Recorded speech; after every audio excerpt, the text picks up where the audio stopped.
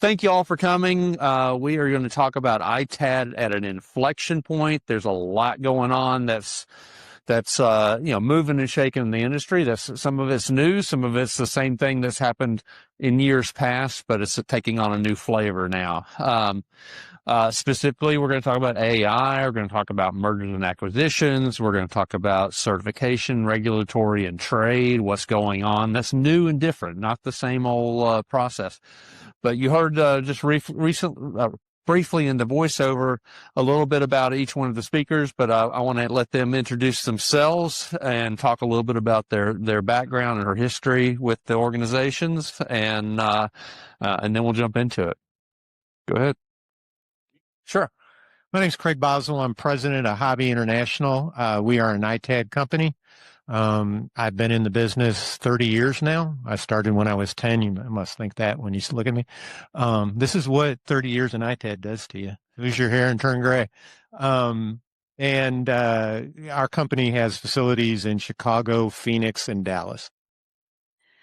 Hi, thanks for joining us today. I'm Amanda Burris. I'm the Vice President of Recycling Sales and Corporate Responsibility with Dynamic Lifecycle Innovations. Dynamic is a full lifecycle IT asset disposition management company. We have facilities in Wisconsin, Tennessee, and Virginia. And I've been in the industry, been at Dynamic for 11 years now, and have worked on both sides of the business, including our ITAD division as well as our recycling division.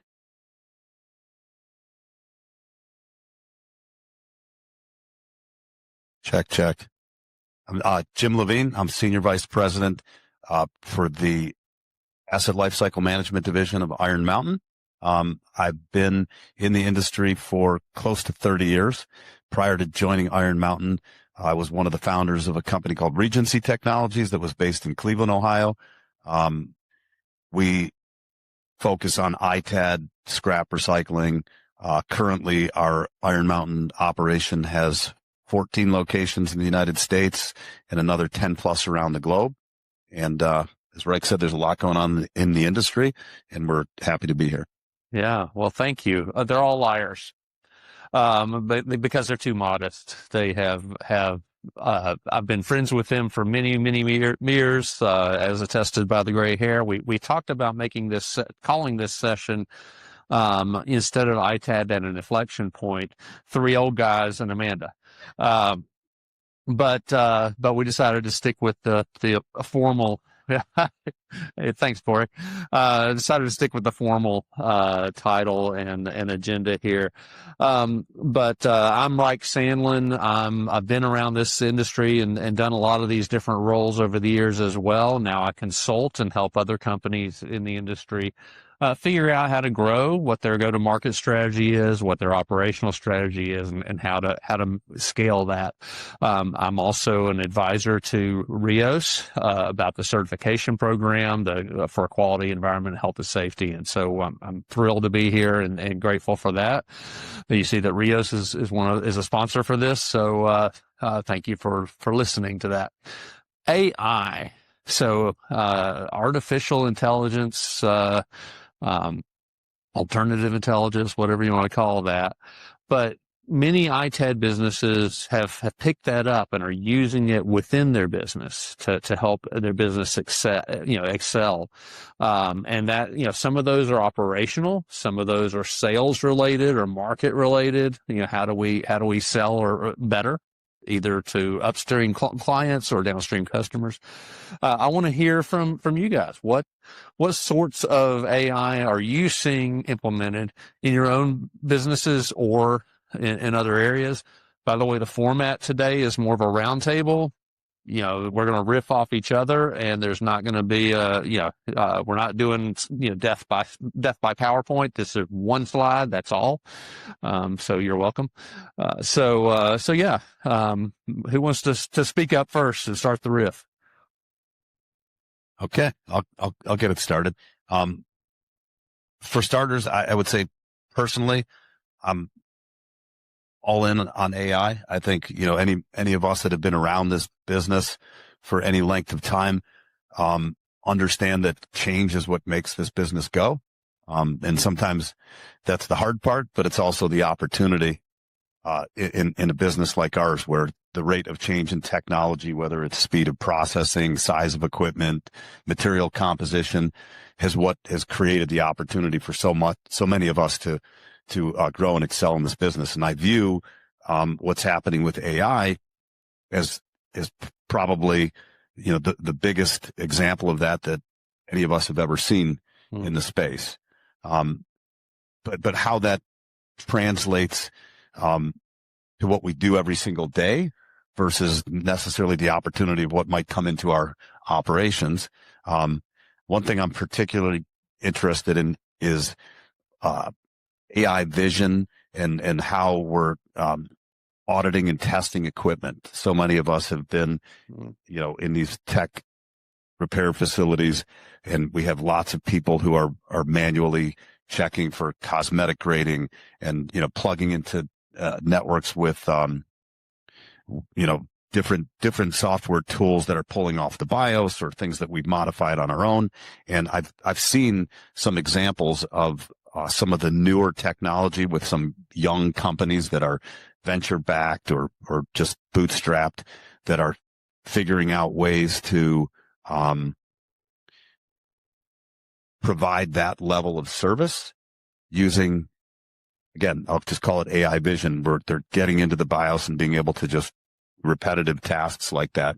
And I think that's going to be a big area of efficiency pickup as this thing rolls out. This is one example. Yeah, I'll jump on that.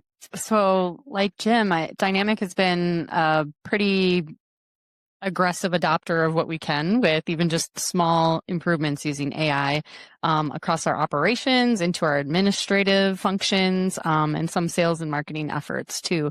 So talking a little bit about operations, where we've really deployed this, that's helped a lot with efficiency, is some of that manual testing. We call it OCR, so optical character recognition, and we have a couple different platforms that we've instituted with our asset tracking or serialized data capture. So it's a visual capture that allows it to then integrate right into our system, and it takes away that manual typing of the serialized asset tracking number, and that's going right into our system. And then we're also working on some pilots where we are taking a photo of the device or the asset and then querying the database or the internet and saying, what is the best value of this product and what is the best channel that we can sell or maximize our value for selling the product on. And that is really helping us make quick decisions about, should this be a product that's moving in a scrap channel? Should this be a product that has a maximized ITAD resale value? And we can move a lot faster by taking sort of that human cut line decision out of the process. Another area where we've adopted this a little bit is when we talk about just the grading. And so historically, grading has been an entirely manual process for us. You go in, we take a look at the device, what's the visual, is it missing parts, all of this kind of thing. And we're starting to create these prompts where we can automate that and take away some of that manual effort. But it is there's a lot underway that's taking from our resources to put some R&D work into the concept to get it into fruition. So we're in the process of, I think, building all of these things.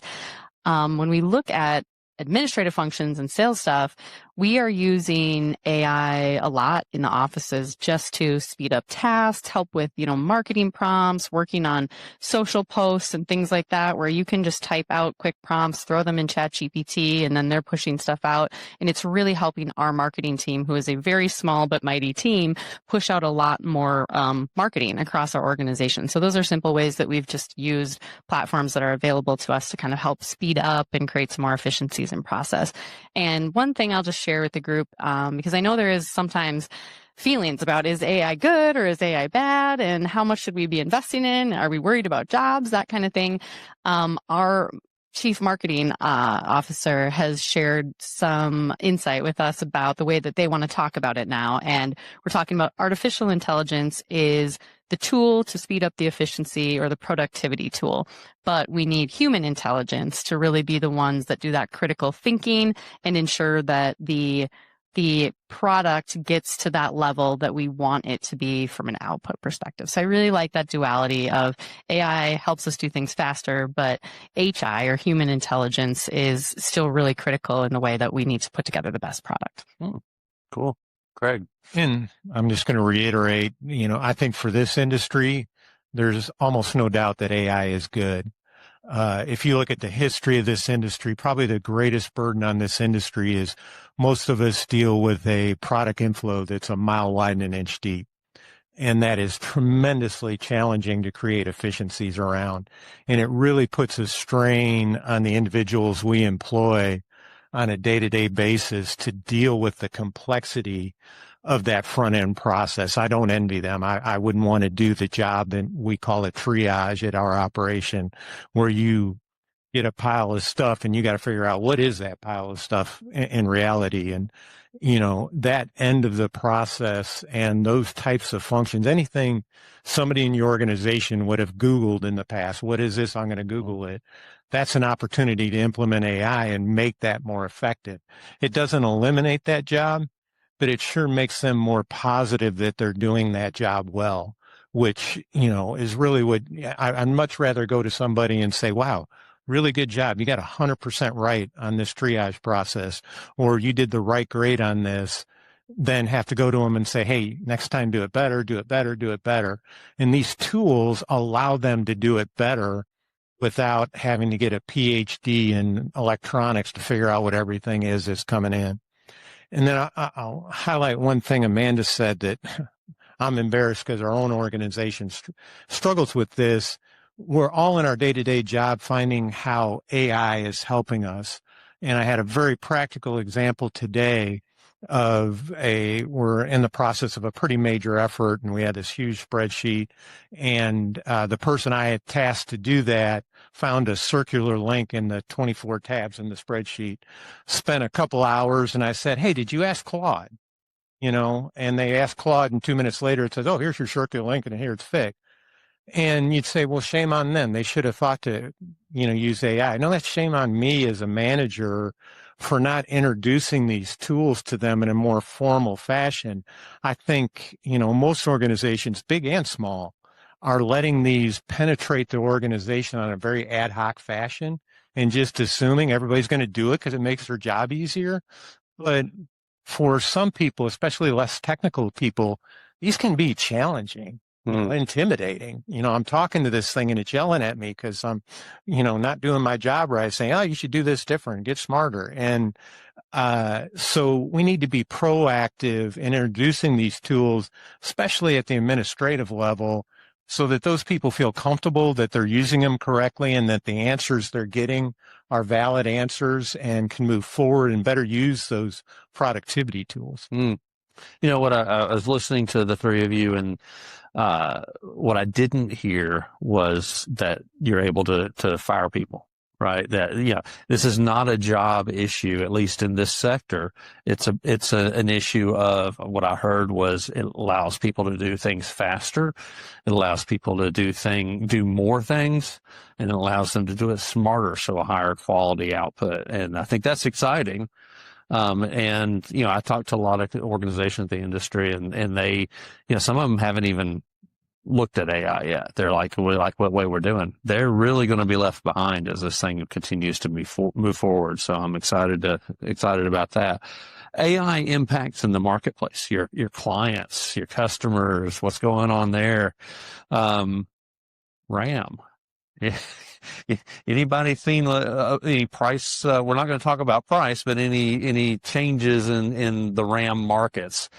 It's been a big mover and shaker, and what's going on with private data centers versus hyperscalers versus in the AI sphere. How is AI affecting those types of customer or client relationships? And what do we see going forward? How do we look towards the future and say, all right, this is what we can expect to see? Who wants to take that one? I can start. Thank you, global memory shortage. I think we're all been very, very happy to see that. Yeah. I don't wish global shortages on everybody, but On memory, I'll wish it's a global shortage. Yeah. So I think we will see that scarcity evolve. I don't think we should all bank on the fact that memory is going to always be as short as it is. I think the market will catch up. People much, much wiser than I, are already seeing some of the indications that capacity. I'm a former TIer, and I read their literature, and they're shifting capacity to address this issue. So, those benefits are great. I think as we look at it from a business standpoint, certainly much of the hyperscale growth of this industry has been driven by the data center expansion. And, companies that have capitalized on that have benefited greatly from the amount of hardware and the need to turn that hardware over. I think we have to be sensitive to the fact that that hardware is evolving really rapidly. And as we look at some of the issues with energy consumption and so forth, that, some of the new technologies that are coming out there are going to be difficult for this, industry to address. If you look at liquid cooling technologies, they're going to be a challenge for the industry. If you look at some of the hardware that's going to be designed that's very, very specific for specific applications to make it more efficient, it may not have the market demand on a broader scale that we're used to that helps support this industry. And I think the global nature in general of the data center space is going to continue to be a challenge for any single ITAD, maybe Iron Mountain as an exception, but any single ITAD to be able to digest just the scale of those needs and those demands. You look at where would be great places to put data centers, especially as the U.S. becomes more sensitive to it politically. And I've never done a pickup in Iceland. Maybe Iron Mountain has, but I don't know. I could ask Corey sitting right there. I don't know if there's any R2 certified facilities in Iceland, but I would think you need to be prepared to be asked that question because of some of the advantages to putting data centers in those places. And so the bleeding edge of this is really going to represent, in my opinion, certainly opportunity, but some challenges for the industry. Yeah, a lot of agreement with Craig. So at Dynamic, we have absolutely benefited off both, I think, the scrap side and the resale reuse markets, with just sort of the supply and demand situation that we're seeing right now, I think driven by some of this data center infrastructure and shortages of certain product scope and supply. One of the things I did want to call out, because, maybe you don't even think it hits that close to home, but we've heard even a lot from the manufacturer clients that we support, or maybe the different ecosystems that we're engaged in, that a lot of these manufacturers are changing their capacity commitments from a manufacturing perspective to change towards enterprise manufacturing, and they're cutting back on the consumer manufacturing that they're doing for consumer grade products. And so I've got twin boys, and right around Christmas time this year, they were like, hey, we want to get computers so we can play Minecraft, in our bedrooms or whatever. And I was like, I don't know, you're pretty little. I'm not sure that we want to go this route. And we were talking to a good friend of ours that works at a large retailer, and he's like, listen, many of these manufacturers have dropped regular consumer grade products. So we're seeing shortages. If you want to get computers for your kids at this time next year, they're going to be 3 times more expensive, and probably even if they're refurb. So I think that as a consumer is the way that I'm looking at it and going, oh, okay, how does that impact my life at home? But then now how do I take that into the office? And what are we thinking about here as we look ahead to what that's going to mean for our ins and outs of materials? Looking at how we're servicing, or trying to get into servicing data center clients.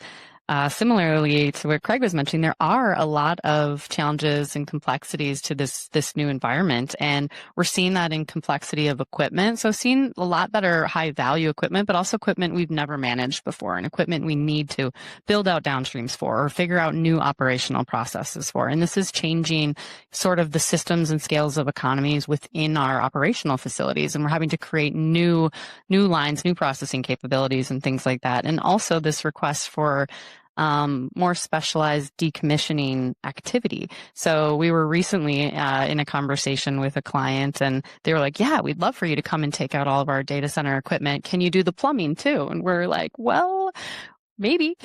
So, it's like you got to figure out now new ecosystems, right? So if we're going to be the all-in service provider, we need to do field services takeout and everything that comes along with that. So to the point, how does that fit in with our certifications? How does that fit in with our downstreams? What's in scope? What's out of scope? How do we need to be vetting downstream partners that are now managing a whole different type of product scope that hasn't technically or typically been in that electronics field? And these are the things that we're kind of building as we go and looking into that.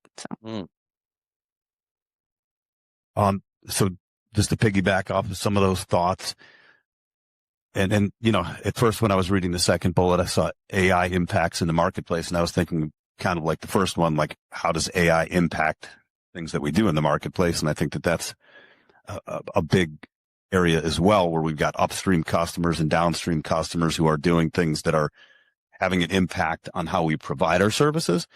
So whether it's using things like ServiceNow to decommission assets and on-site scanning and how things leave facilities and secure chain of custody, all those things are being impacted by the process, and improving. And a lot of the challenges that many of us have had over the years with doing things like on-site serialization and not having super efficient continuity to how that gets done. We've seen some of that go on, which is having an impact, but the actual marketplace and how it impacts the activity in the business. I would say if we looked at, like, go back to late 90s, early 2000s, and we had Y2K and internet, that was something that many of us that were in the business looked at it like, wow, what's going to happen? We'd never seen anything quite like that. And it was transformative. I know it was for our company. It moved us to the next level over the following few years, when, all the clocks worked the next day and people were building telecommunication hotels and no one knew what was going to happen. But it really started sort of the evolution of what the current ITAD business is like today. Then we had the financial crisis in 2008, and that changed the landscape dramatically because, a lot of us that were doing it before then ran into situations where we may have been bringing in equipment and didn't have markets to sell it. And I remember those days where you would be doing takeouts, you'd be bringing it in, and you would hope to find a customer for this material. Clearly, after 2008, when financial markets took it on the chin and companies were trying to figure out what to do next from an IT budgeting perspective, secondary market equipment sales and components changed forever. They changed from that point at least till now. I've not recalled a time period where we haven't had a market to move this material from that point. Maybe there are days where we don't like the pricing, but there's a market to move it. And, as Craig said, he's not trying to bet on what's happening with the pricing. We're in the business of providing services, and we'll sell at the market, whatever it might be. When we fast forward to this current environment, I feel like you could take those two events and double them again. And that's kind of what it feels like is going on. And, there's parts of me that wishes I could turn the clock back 15 years and start it all over again. But I feel like it's super exciting because whether it's hyperscale data centers, consumer electronics,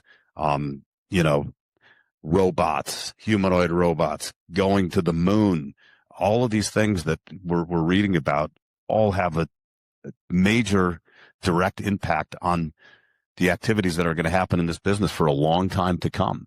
And, whether it's chips, GPUs, new hardware, things that we haven't even imagined yet, there's going to be a tailwind for the types of services that companies like this provide for a long time. Yeah, indeed. One more thing. Yeah, go. So I think we all hear in the marketplace, and you hear people like, how much data center work do you do, and so forth. So it seems like someplace we all should be. I would advise that if you aren't in that space now and you're entering it, be careful. Yeah, one great thing about this industry is we are really good about sharing information. Call somebody that's done it before you put your people on site, both from a safety standpoint, from ergonomics. This stuff is heavy. I don't want to tell you how I learned all this, but it's very heavy. You deal with power cabinets. They're very top heavy. Working on someone's site, that can be quite dangerous because they may not have designed that site to move those cabinets. And, Amanda hit it at the fact, whether it be plumbing for cooling systems or plumbing for the electricity, don't you send somebody on site, they shouldn't take anybody's word that that's powered down. They should have either you bring somebody that has the electrical knowledge to verify that's powered down, or you have an electrician come in, because it only takes one mistake on those two aspects, and you'll be lucky if your employee survives. It can be quite dangerous. So you don't want to just barrel into it thinking this is a great new opportunity. Check those boxes on what do I need to do to be prepared to do this service on a client site. Oh, great advice. I love every conversation in this industry, this sector, because you never know what they're going to say. I mean, I did not think we were going to talk about humanoid robots and time travel, or about Minecraft, or about Iceland. So, it's just always fascinating to me. Moving on, mergers and acquisitions, the capital markets, what's going on out there. I want to make sure that we stay in the public information sphere here. We're not wanting to hear about the inside of a deal or anything like that. What we're really wanting to know is kind of at a high level across the ideas of mergers and acquisitions, buy side, you've got the strategics, and you've got private equity. Sell side, you've got investment bankers and people that want to help. And then after a transaction, there's integration, and that is often overlooked, and there's a lot of headaches there. So if you could, just from each angle, there's a lot of activity going on in the market right now in this sector. We're hearing about deals frequently. Every week we're hearing a deal or two. So what's driving that? What are you seeing in the marketplace that you think everybody else needs to hear about? All right, I'll lead that one off. I've had the opportunity to be on both sides of it. So I spent 27 years running our own business, never really spent much time thinking about what it would be like to go through selling a business. But when the time came that we decided to explore that opportunity, it was like, learning a whole new business. And, I really just wasn't versed in it. And I'll never forget one of the first meetings we had with the banking group that we hired was that they asked me what my exit strategy was. And I said, I'm hoping to make it to the parking lot at 5:30. and he looked at me kind of like, he recognized that I was serious, because I said, we just really hadn't thought about it until we decided that we probably should consider it, based on where we were at that time, considering a bunch of different variables. So like going through that process is one thing. And now being on the other side of it and really representing Iron Mountain's corporate development team, looking for other businesses to acquire around the globe. It is an exciting time. It is, an active time. And I would link it back to that second bullet point, largely because of the pace and the rate of change going on across the globe, and so many things that are related to this business. I think one thing that's sort of constant and interesting to me, even with inside our own company, that was really not, clearly born out of the electronics and ITAD business, but more records management, document storage, and things like that, but related to secure data, a trusted secure data business. So that lead into companies was a natural fit to our business.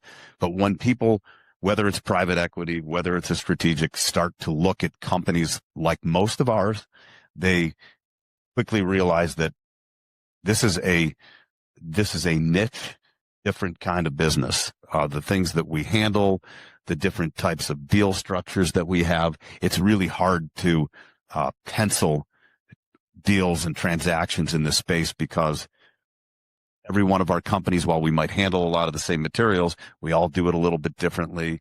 We do it in different states with different regulations. We have different customers, different arrangements. So it's a challenge. And I think a lot of times once people acquirers start getting under the hood of a lot of these companies, they recognize that this isn't just like a vanilla business by any stretch. At the same time, well, I think all of us would agree that growing organically is that's all of our desires. We want to win business on our own, grow businesses, but sometimes that inorganic growth, acquiring businesses to help along the way, a healthy balance of both, I think is what's driving a lot of it. And I think that it's really important too for most of the companies that are looking to do the acquisitions, that they're looking at not just the same business, but complementary skills. So whether it's moving into mobility or moving into the service side of the business, sort of filling out what the offering is, because most of us, again, have built businesses where typically driven by a handful of key customers becomes the thing that we do well. And while we always want to get to the other things, maybe we haven't really spent much time doing it and we have little bits of it. So when we start looking at acquisitions, we're kind of looking at the space and saying, this is what we do well today. So if we're doing a lot of hyperscale work, maybe we want to do more distributed hardware in enterprise business. So let's look for businesses in that space. Or it could be, in our case, geographic. A lot of concentration in North America, and we're looking at LATAM, we're looking at Europe, we're looking at Southeast Asia, so different parts of the world, to make sure that we're not just top heavy in one area. Yeah, I'll just add a little bit to that. I'm probably the least versed in this subject matter, but some things that I've, picked up over the last couple of years in the industry, and then some things we've experienced too at Dynamic. So we are privately held and not looking to be purchased or anything at this time. And so there's a different viewpoint there as far as the organic growth or the growth through the inorganic growth. But I would just say, I think there is a really strong interest right now and a lot of private equity dollars and opportunity for mergers and acquisitions in our industry. And if you are in a position where you're interested in capitalizing on that, it's a great time. It's a great time for you. And I think it's a good time for you to be considering, when companies or dollars are being floated around, what the value proposition is for you. And as Jim was mentioning, look at ancillary services or how you can build out unique markets that continue to expand your opportunities. And I think also, and maybe Jim, you can maybe even talk a little bit more about this for us too, but really how that integration works with people and culture, right? I think make sure you vet out those companies that are interested in you when you're looking at saying, is this a good culture fit? Does this make sense for these companies to come together and for us to merge and then for that growth to really be there? So I think those are some things you can think about if you're in the room considering some of that. I'll speak a little bit then to maybe our unique viewpoint at Dynamic. Two things particularly. I work more on the recycling side, end of life side at Dynamic currently, and we are seeing a lot of smelter and refining dollars come into the U.S. market as those entities are looking to pick up market share and create infrastructure within the United States. And with Dynamic, we have our shredding capabilities, but we are not integrated with a smelter or refiner. So we're seeing a lot of dollars come in, and those dollars are sort of changing the economic models that maybe our competitors or some other purchasing entities have within the industry. And it's been difficult for us to navigate, right? Because we're working on the margins that we set within the organization and sort of kind of what our understanding of those markets are. And there's some different inflations of markets or things like that as outside dollars are coming in and looking to buy up capacity and market share. So from a privately held company, that's been a struggle and a challenge for us to operate through. And I'm sure many of you are maybe seeing similar things.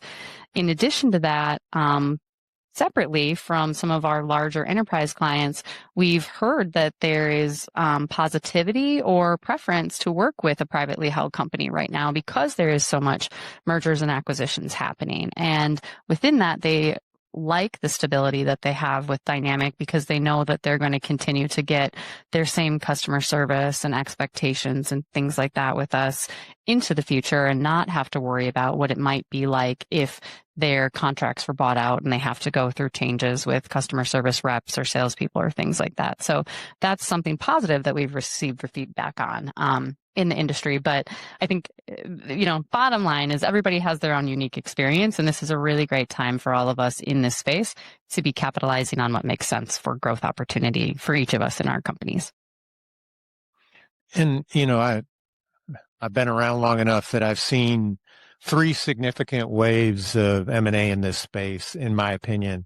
The first was the metals guys, and this probably or most of you ever graduated from college, but the metals guys, if you were old enough to remember, metals management did a roll-up, made a ton of money. A bunch of guys got rich, and they were looking for fragmented industries. They could roll up a bunch of companies, make $1 billion company out of, $100 million company. Not that there was $100 million ITADs around then, but, and because there wasn't as much synergy between the metals business and the electronics recycling business as they anticipated, and because there just wasn't enough mature companies, that kind of fizzled out. And then we went through the Avnet Aero buying phase where it seemed like all the value-added resellers going to chop up this market. And, to Jim's point, I think my opinion on that is,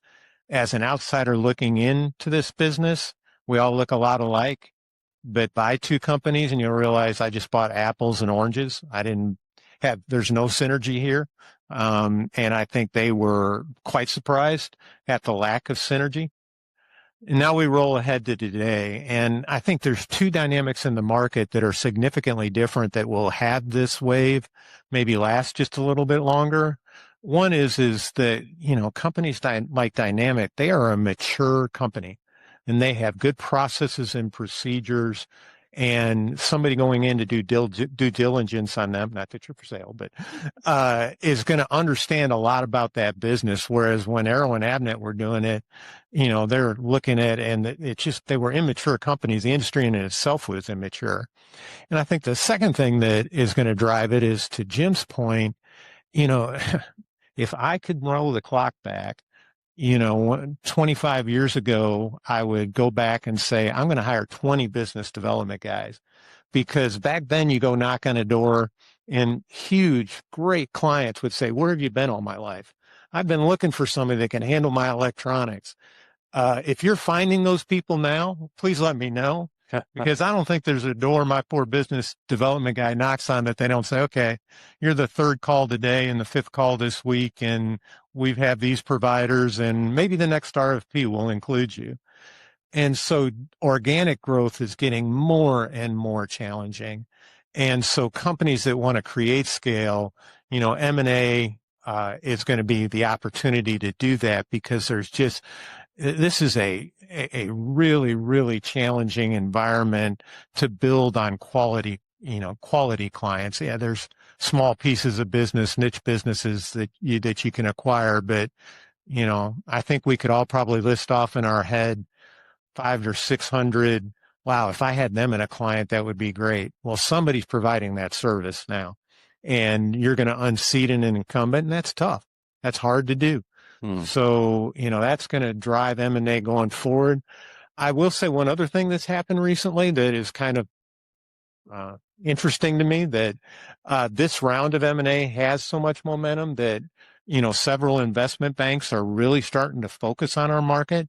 And one of the great things about investment banks is they love to publish information to blow their horn about how much they understand. So if you're thinking about, selling your entity or selling your company, look at those resources, look at the trigger points where they're saying, hey, this adds value, because ultimately the value that you get for your company is going to be driven by hitting those benchmarks where they see real sticking value. Things like, how much service revenue do you have? How much IP do you have for your process? Do you have long-term contracts with your clients and those types of things. And, you could, if you want to sell in 3 months, should have been doing that a year and a half ago, because if you put all those checks in 3 months, they're going to see through that. But there is a real opportunity to see where is the value proposition in the space that the buyers are looking for.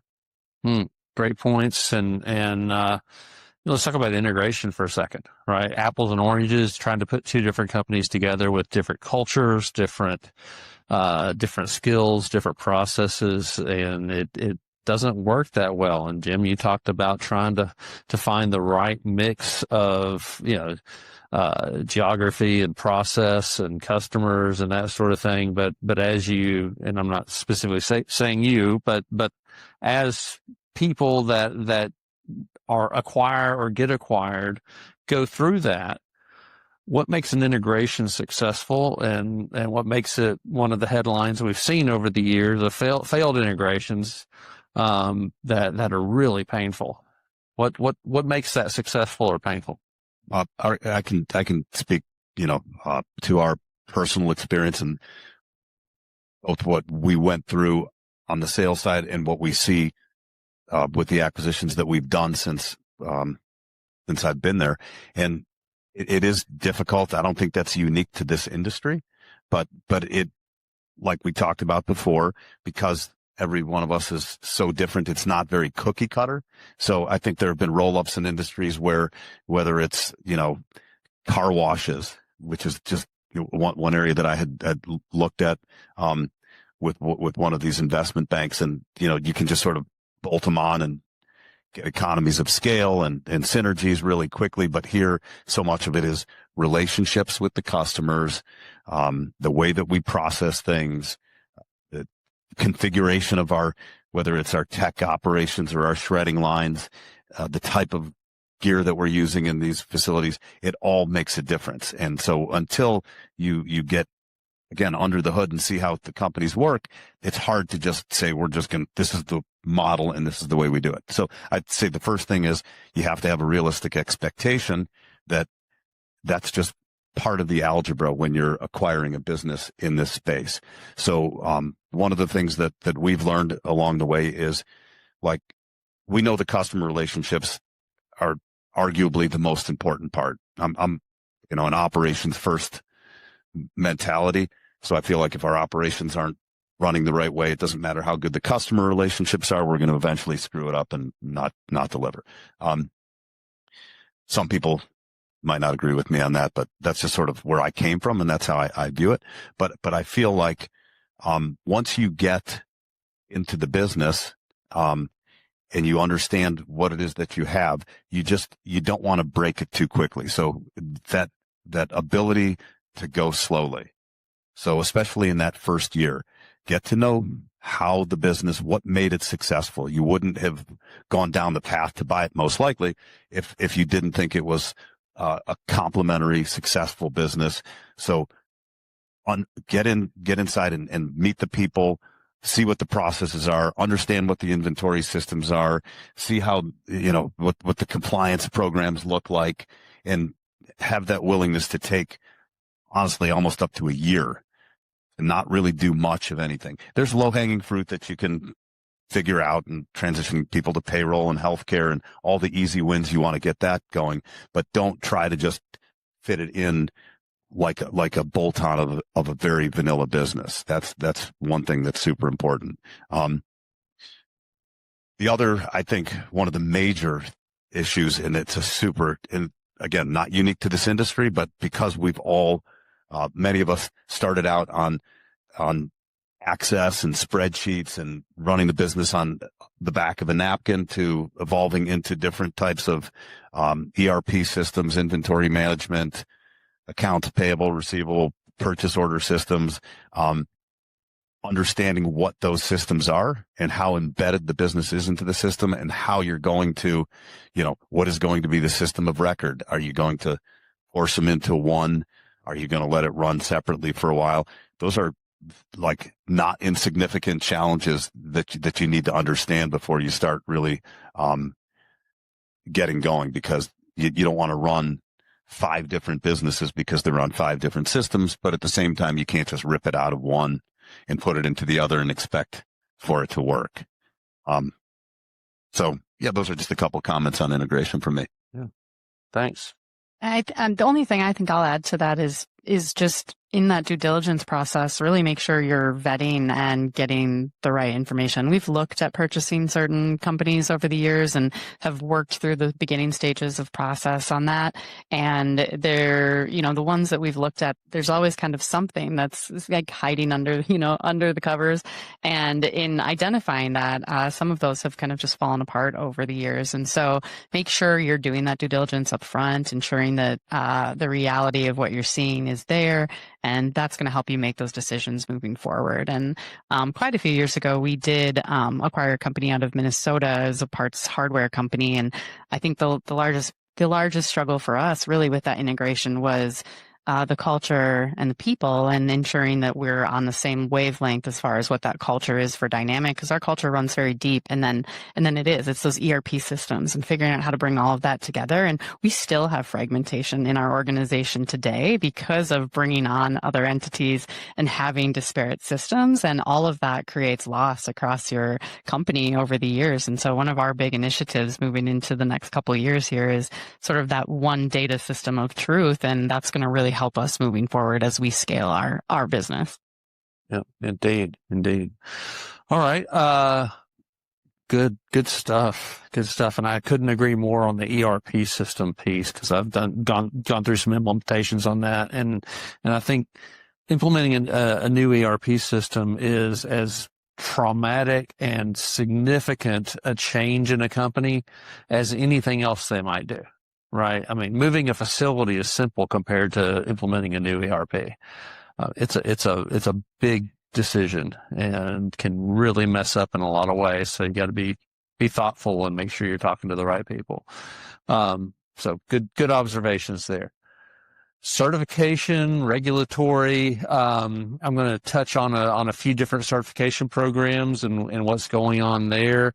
I don't have a lot to say about regulatory. I'm hoping they do, but start with SERI and the R2 standard, R2 certification. The technical advisory committee for R2 is going through their periodic process right now, looking at what changes need to be made in the standard for the future. But one thing I wanted to highlight is over the past year or so, SERI's really invested in their assurance program. And that is, really weeding out those that are not sincere, those are that lack integrity in their processes and their systems, and saying, hey, these are bad actors that don't belong in the ecosystem. And I think that's to be applauded. SERI is also working on the electronics impact standard and certification program, and so that's coming in the future. It's not finalized yet, but they're going through that. So you'll see press releases from SERI in the next few months that talk about, hey, take a look at this draft standard and give us some comments back. So I encourage everyone to take a look at that, because it's a whole different aspect of reporting and disclosures and verification. That's kind of cool. E-Stewards, Amanda, I think you've got a better handle on that than I do. Then we've got, NAID, is always making some improvements. CTIA's WISE certification for their repair service centers, is moving forward and growing.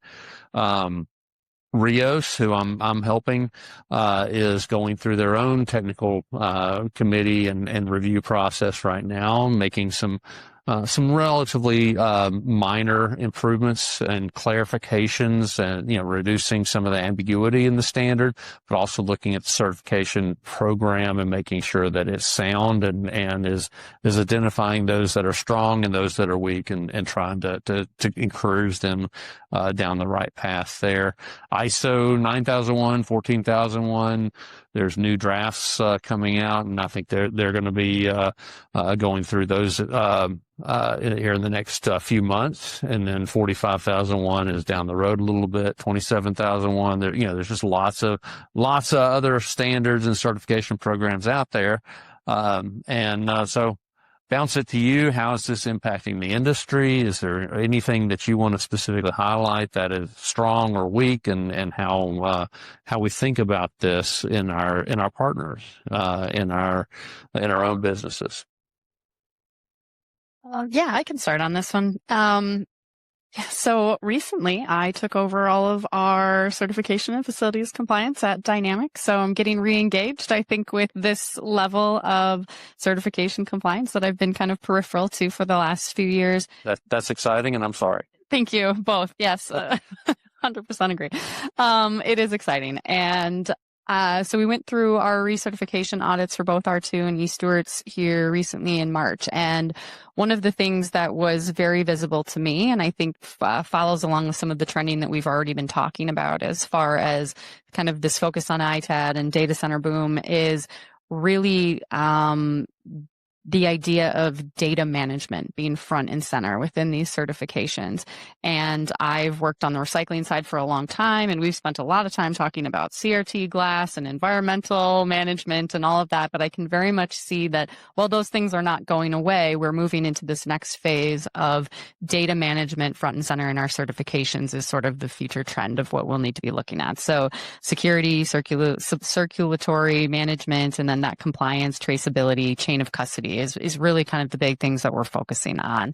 And with that, we've gotten a lot of suggestion from our customers that we need to be even increasing our level of certification, like our suite of certifications. And so we've recently added SOC 2 to our suite of certifications, as well as ISO 27001. And so now the conversation isn't just how are you managing the data within the devices, but it's how are you managing data and security within your systems and your facilities. And for a lot of enterprise clients, this is that next level of how you're showing appropriate management of certification and compliance and facilities security. So that's something that we've definitely looked at. And I think a challenge I'll point out, and I'm very glad to hear about the efforts put into the SIRI Assurance program, because as we grow in the space and scale, Dynamics' current idea is to continue to have facilities within the U.S. We're not looking to have facilities outside of the U.S., but the way that we grow and scale and service our international clients is through partners and through vetting of partners that are in these other countries. And so knowing that R2 is putting some effort there and that we can go to that R2 list, and that's a great place to start to say, hey, these are qualified vendors that we can support our large clientele is really wonderful. One of the areas we've run into some challenges is a little bit on the eSteward side, and that's with the eStewards requirement for NAID. Well, we're NAID within our U.S. facilities, and that translates very well. NAID doesn't translate super well internationally, and there isn't a good frame within the certification right now that says or equivalent data certification. And so we're struggling to understand if we're in compliance with some of our international streams for management because they don't have NAID, but maybe they have other potentially equivalent certifications that should be able to meet that. So that's one of those gaps that I think needs to be refined within the certification framework today, and one that we're actively having conversations on at Dynamic. So just putting it out there is data is going to be front and center, and we need to make sure that our certifications are supporting global applicability for us to be supporting our customers. Good. I mean, the great thing that's happened, in my opinion, is I think we've really started to understand how these certifications add value to our businesses. And so the value proposition is important in this. It's much, much easier to justify, the time and effort we put into it because it is a valid differentiator. But beyond that, as Amanda pointed out, managing these global contracts is a very, very challenging thing. And it does provide, a new area of risk for our entities because even Iron Mountain, as big as they are, Ingram, as big as they are, they don't have facilities on every dot on the map. And so, as we're leveraging partners, one of the things the certification does is it teaches us, what's a good framework for vetting those partners to try to minimize that risk? What are the right questions to ask? Obviously, the first question to ask is, are you certified? But I can tell you regions in the world where there are no certified processors, but still Fortune 1000 companies want to put facilities there and they want service there. And, these structures have helped trained us as an industry, what are the right questions to ask? How can I minimize my risk? Who should I shy away from if they answer those questions differently, which maybe is the most important thing that can happen, is say, you know what, I'm going to look for somebody else because there is too much risk here. I'll maybe just add too, with the intersection of regulatory and certifications with Basel and the restrictions of movement of material, there are a lot of countries where we're saying we would prefer to service an international client by keeping that material in that country and servicing it in that country, because the ability for us to move that material out of that country or back to the U.S., those channels sometimes don't exist right now. So we really need the regulatory and the certification framework to be able to come together to support the way our companies work at a large scale. Not too much to add that you guys didn't cover, but one maybe interesting insight is you're talking about the intersection of regulatory and certification, which is definitely that's a real issue that you run into. But then you can even come into a company like ours that has 50-year-old policies on how things move within that organization that were always related to the handling of sensitive data that might be counter to what the certifications or even some cases the regulatory processes might be. And then you're faced with, well, how do you circle that square? And trying to get a behemoth like us to sort of change internal policies to meet certifications has been kind of interesting to watch in certain scenarios. But fortunately for me, that's Eric Capps' problem, not mine. I love Eric. Yeah. Well, I think we just segued well into the trade conversation, right? Amanda, you mentioned Basel. There's tariffs and all the tariffs keep changing both for imports and exports, and how that looks to your businesses and to the sector. And then we got the war in Iran, right? How is that impacting your trade or the sector's trade? I've heard stories that Dubai and UAE have a lot of ITAD facilities and buyers of ITAD equipment, and that they just had to shut down. There was no movement in that region for a while. I don't know if it's opened up or not. So just let's riff a little bit about trade. How is that impacting businesses in the sector, and what do we see in the future? Of course, none of us have a crystal ball on the Iran war, but what do things look like globally?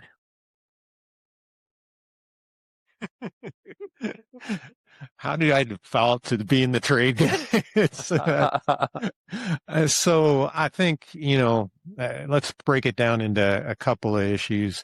One of the problems with all of this on the tariffs, the war, and everything else is it is hard to run a business in uncertain environments. It's hard to strategically plan. It's hard to make business decisions that make sense for your organization when the dynamics of that could change dramatically. A perfect example for me is when all the tariffs started, and we seem to be particularly targeting Canada because I guess we were going to take over Canada for a while there, which would have made trade easier. One company that we do business with, really love the guy, couldn't get material moved over the border, and he opened a facility in the U.S., and 3 weeks later, the whole thing changes and doesn't make sense anymore.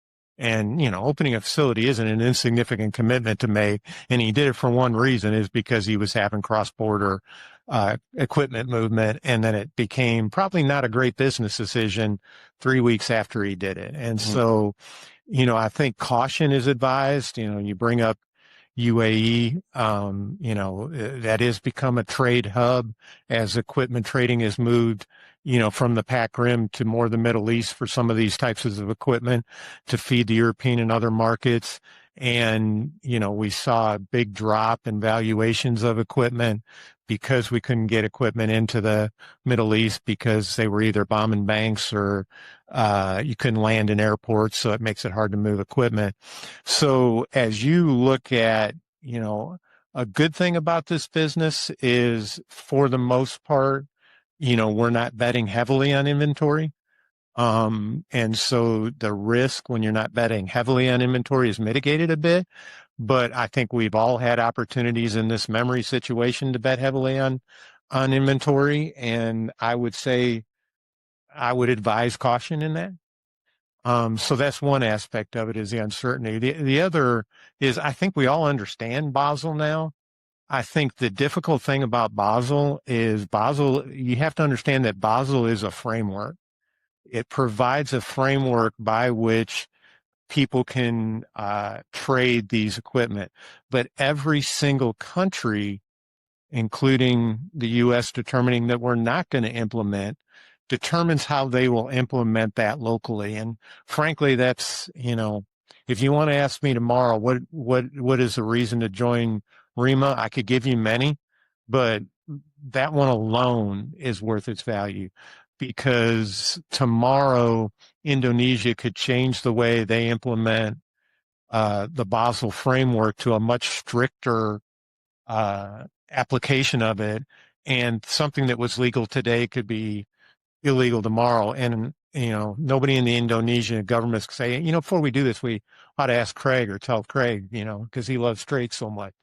But you stay involved in this organization, you stay connected with the electronics division, and we're having these discussions all the time.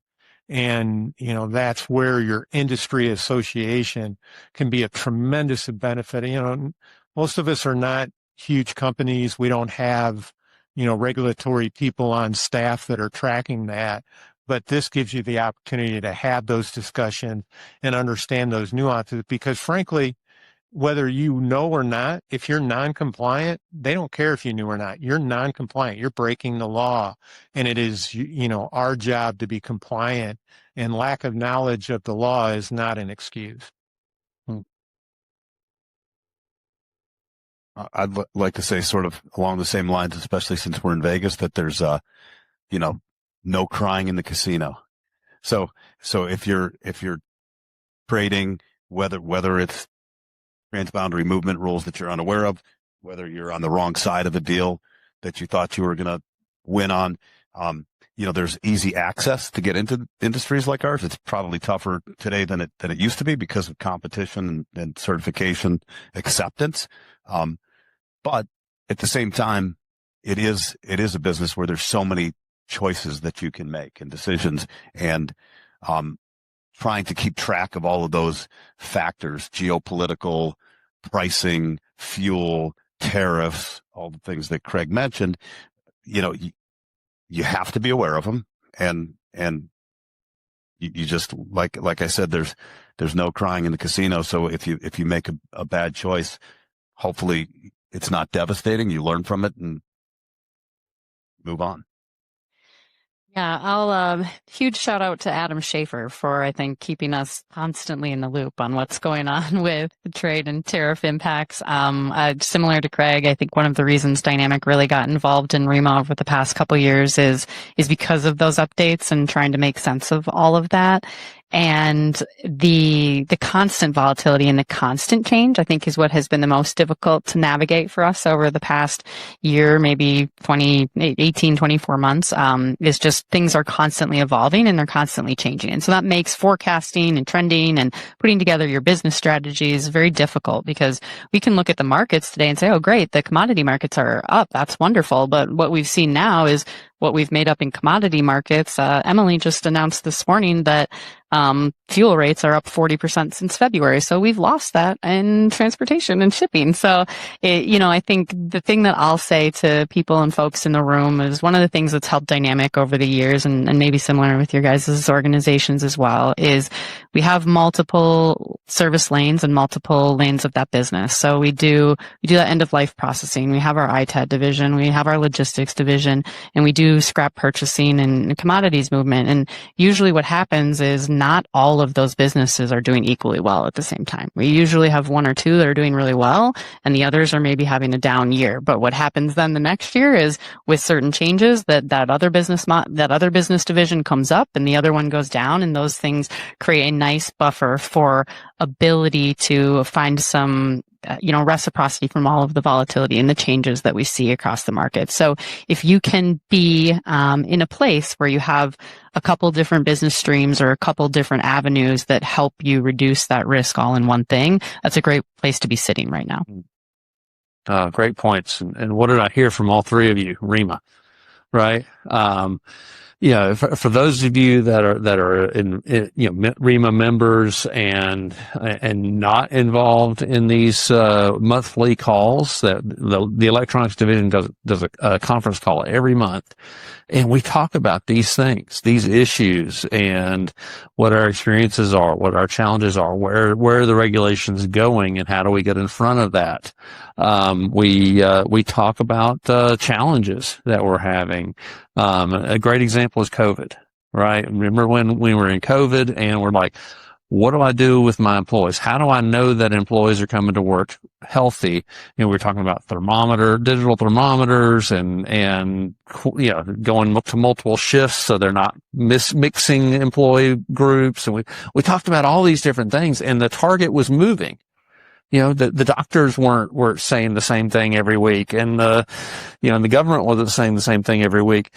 But because we were working together and talking together, we could talk about these issues and share best practices. And that was such a rich environment to help each other. And so that's what the electronics division does. It's the regulatory stuff, it's the ReMA stuff, and it's working together. These relationships that I've built with these folks, friends and the people I admire most in the industry, came through working in this association and of course doing business together over the years. So good stuff. If you're not a ReMA member, here's a great reason to do it. If you are a ReMA member but not participating, there's a good reason to do it. Do you guys echo that? Okay, great. Okay. Well, we are done with the formal discussion part of the agenda, but really want to invite you to take this opportunity to ask them questions. They're here. That's why we put that as an agenda item. Audience Q&A. What challenges are you running into in your businesses that these folks might be able to help you answer? Not everybody at once now. And Mike, no heckling. All right. Can I ask a question? Yeah. Yeah, please. Since I got both of you and Corey here, I think when we hear that the standards are in review, it creates panic for companies that are certified. The general impression we're hearing from both the RIOS organization and SIRI that these revisions won't be as maybe large or as strenuous as maybe the last revisions of the standard. Is that a safe assumption from both organizations? I'd say for RIOS, that's the case. This is the third cycle we've gone through. And it's looking like it's mainly, like I say, reducing ambiguity, not just making things clearer, tightening up a few things, loosening up a few others, but generally speaking, it's going to be similar to the standard that you're used to on the RIOS side. And we want to maintain the alignment with the ISOs. So as the ISOs have changed a little bit, then we want to make sure that alignment's in place. So, and I'm not hearing that the ISOs are going through catastrophic change either. So, Corey, do you want to speak to the R2 piece? It's your fourth review cycle, right? Yeah. How'd you get out of it? I was around for 3 of them. Yeah. No, I think generally that's the intent, right? We know that V3 was a heavy lift. And quite honestly, V3 has been working well and fitting purpose. Echoing, I think what Amanda said, data security is still a top priority. We've laid out 6 objectives. I can't remember them all, but data security was one of them. Clarity and scope. So, what type of material equipment are you handling? What's the process? What's capabilities, capacity, and bringing that forefront. So we do better matchmaking of clients with needs and facilities with processes for the different types of equipment. Battery safety, recognizing battery safety is, our current CRT glass, right? So figuring out how we can bring more consistent, better battery safety requirements throughout the standard for all facilities. And then there's a number of just tweaks and cleanups, making things clearer, so that they can be better applied. Great. Thanks, Corey.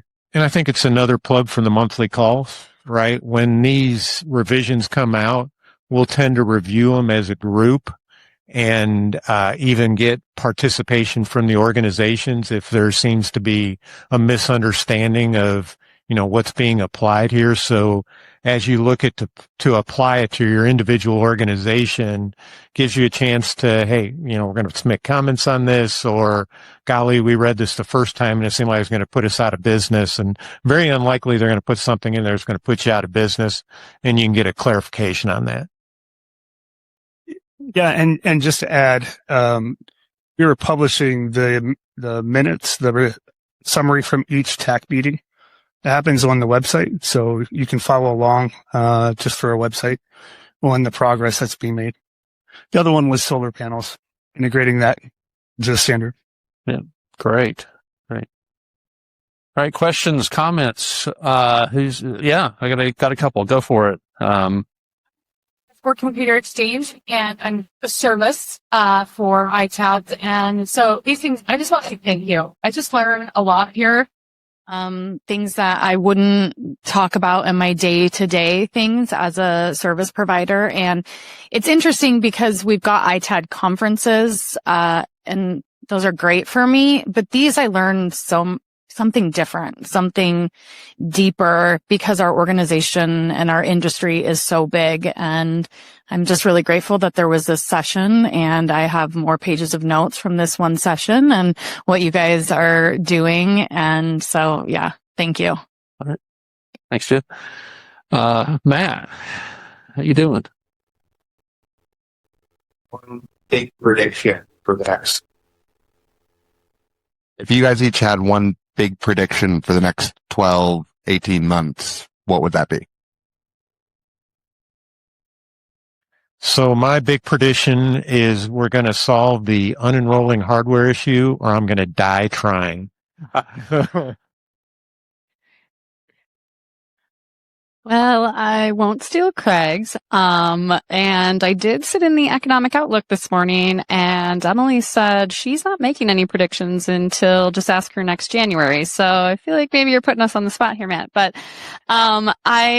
I think one of the things Jim and I talked about before the session that's really on my radar is battery management, and the regulatory side of battery and DOT handling. And so my big prediction for what I'm working on in my business over the next year is we're seeing a lot of changes and improvements. And I think honing into that space a little bit is where Dynamic needs to put our efforts. And so I see that continuing to maybe get stricter, get a little bit more stringent, see some of that happen with movement and just handling practices. And I think batteries are going to continue to be a challenge. And I think we need to make sure that we've got the right safety, handling, classification, and shipment practices within our facilities. I'll just make, since you gave me a parameter of 12 to 18 months, I can't talk about the moon, because I still think that's going to be 20 years, but it's going to happen. But I'd say in the next 12 to 18 months, I really think that we're going to see the most progress that we've seen on recovery of neodymium. The ability, I think that what's changed are the economics. I think many of us have seen attempts to try to recover rare earth magnets from hard drives and motors and things like that over the last 15 years, but the economics haven't worked. And I feel like that whether it's the actual value, perceived value, it's flipped so that some of these processes now, I think the math will start to work. And I think that we'll start to see more of that in our businesses. Can I follow up on something Amanda said? Because I think it's really salient.